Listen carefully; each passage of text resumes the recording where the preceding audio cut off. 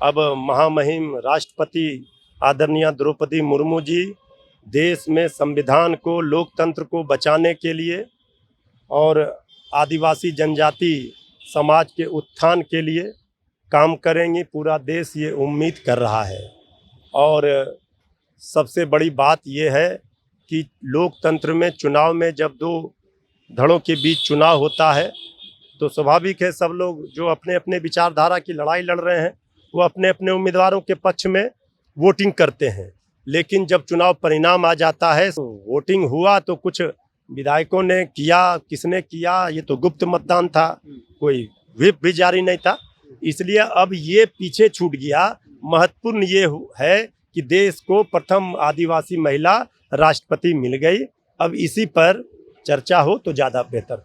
द्रौपदी मुर्मू राष्ट्रपति क्या बनी, अब एक चीजें बहुत स्पष्ट आ रही है कि जिस प्रकार से इस बार का वोटिंग पैटर्न हुआ, इससे तो कई बार राष्ट्रपति चुनाव में क्रॉस वोटिंग हो चुके हैं, चाहे वो पहले राष्ट्रपति राजेंद्र प्रसाद के समय हो या बाद में हो। लेकिन जिस प्रकार से राष्ट्रीय जनता दल सहित महागठबंधन का जो क्रॉस वोटिंग हुआ है बिहार में, इसको लेकर के कई सवाल उठ रहे हैं और कहना है कि कई लोग तेजस्वी यादव के उलट जाकर के वोट किए हैं। इस मसले पर हम जो मृत्युंजय तिवारी हैं राष्ट्रीय जनता दल के प्रवक्ता, उनसे बात करेंगे और साथ में ये जानने की कोशिश करेंगे कि क्या सही में जो क्रॉस वोटिंग हुई है तो क्यों हुई है, इस पर हम बात करेंगे। द्रौपदी मुर्मू देश की पहली नागरिक बन चुकी हैं, यानी कि अब तीनों सेना की प्रमुख होंगी, राष्ट्रपति बन चुकी हैं। सबसे पहले राष्ट्रीय जनता दल के प्रवक्ता मृत्युंजय तिवारी हैं, कैसे बधाई देना चाहेंगे? देखिए, हम अब देश की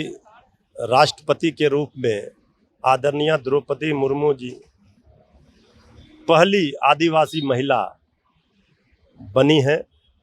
दिल से बहुत बहुत बधाई है उनको, शुभकामनाएं।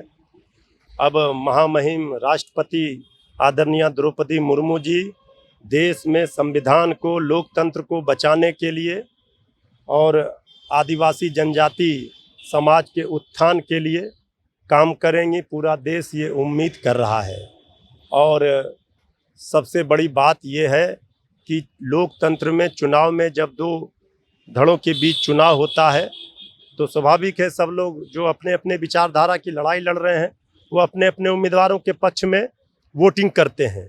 लेकिन जब चुनाव परिणाम आ जाता है, संवैधानिक पद पर जो व्यक्ति आसीन होता है वो किसी जात का, किसी धर्म का, किसी दल का, किसी गठबंधन का नहीं, वो 130 करोड़ देश का प्रतिनिधित्व करता है।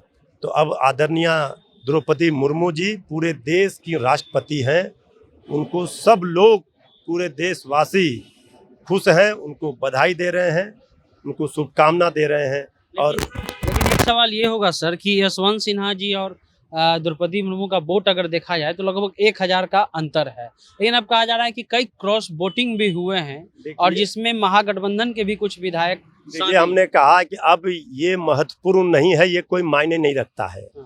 राष्ट्रपति जैसे अति महत्वपूर्ण चुनाव में ये सब चलता रहता है, ये कई मौकों पर देखा गया है। सवाल है यहाँ कोई बिहार सरकार गिराने बचाने के लिए वोट नहीं हो रहे थे। तो जब वोटिंग हुआ तो कुछ विधायकों ने किया, किसने किया, ये तो गुप्त मतदान था, कोई व्हिप भी जारी नहीं था। इसलिए अब ये पीछे छूट गया। महत्वपूर्ण ये है कि देश को प्रथम आदिवासी महिला राष्ट्रपति मिल गई। अब इसी पर चर्चा हो तो ज़्यादा बेहतर। चलिए ठीक है। तो मृत्युंजय तिवारी थे और साहब कहना है कि राष्ट्रपति जो है द्रौपदी मुर्मू बन गई हैं, तो उनके पीछे जो भी बातें हैं उनको छोड़ दिया जाए और संविधान की संरक्षण के रूप में राष्ट्रपति होते हैं, उनको जो है पूरी तरह से इसका पालन करना चाहिए। जनता जंक्शन आप देख रहे हैं। वीडियो पसंद आए तो चैनल को सब्सक्राइब करना नहीं भूलिएगा। मिलते हैं अगले वीडियो में। धन्यवाद।